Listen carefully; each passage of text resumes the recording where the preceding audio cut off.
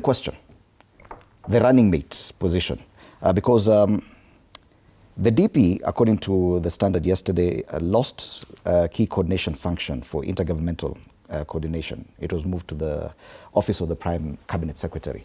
That in itself says a lot. Remember back in the day when William Ruto was Deputy President, and a lot of his functions as Deputy President were transferred to the then Interior CS, Fred Matiang'i. And that signaled the beginning of trouble. Don't you think that this is the same signal we are seeing now? Well, thank you for this discussion.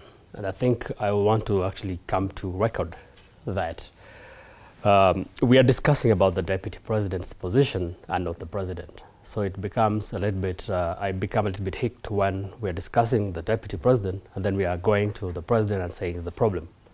This is a position that I think is a very strategic position for any leader. We have actually seen the Deputy President's position during Kibaki's time. We've seen the Deputy President's position, not Kibaki, Uhuru's, Kenyatta's time, because during Kibaki's time and previously, we had the Vice Presidents. The Deputy President started with the Constitution 2010. Personally, I will not say that there is any, because again, when you're talking about the Standard is not a newspaper that is supporting government. So if the Standard is the source of information, first of all, I'll say I will look at it. That was yesterday. Today it's on all other papers. It's on the Daily Nation. In all the papers, but okay, I've read the papers, and they have said that the Deputy President is actually under siege because of three things. One is because of Gachagua, who is talking to people and telling people in Meru that the Deputy President Kindiki is under siege. So how do you believe Gachagua in this matter? He's a bitter person. He's the one who was ousted as a worst Deputy President. And so definitely you will want to see Gachagua, Kindiki going through the same thing. So anything that Gachagua says about government is wrong. So we will not want to believe that front. The second front is about ODM. That ODM is now introducing a new Deputy President. That is not by any law. And that ODM is not Ruto. Ruto is the one that is supposed to name his Deputy President. So when there's political jostling that we've just seen Junet introducing Oparanya as the new Deputy President, that is politics. That is not law.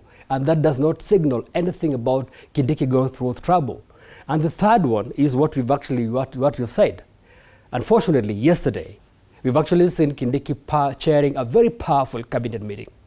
I remember when Gachagua was being impeached, we were called into Karen, personally, members of parliament from the NEDI, the Northeastern. We were actually asked to go and sit there because he chaired the NEDI.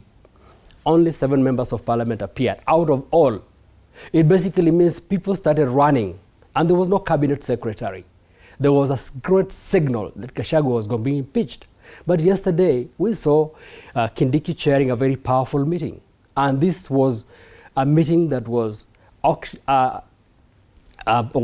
given to him to chair by the president. What would be the reason for transferring any of his roles? Let me, I'm actually coming there. I'm coming there.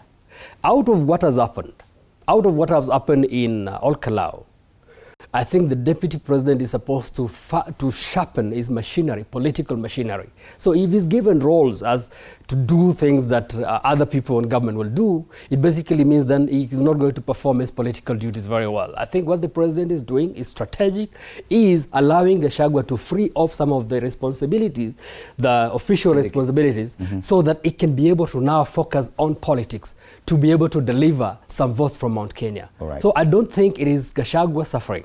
No, it is Kindiki. Just the opposition trying to see... We're talking about Professor Kindiki. No, sorry, thank you. I don't think it is Professor Kindiki suffering. In any case, he is the one who dismissed it. He said it, and he said there was nothing wrong. When Gachagua was being impeached, he cried and he said, oh, they want to remove me. So these are two different scenarios, and we can already see Kindiki still formally informing Kenyans that those are cheap propaganda. Yet he's already in a fighting mood, Madam Chege.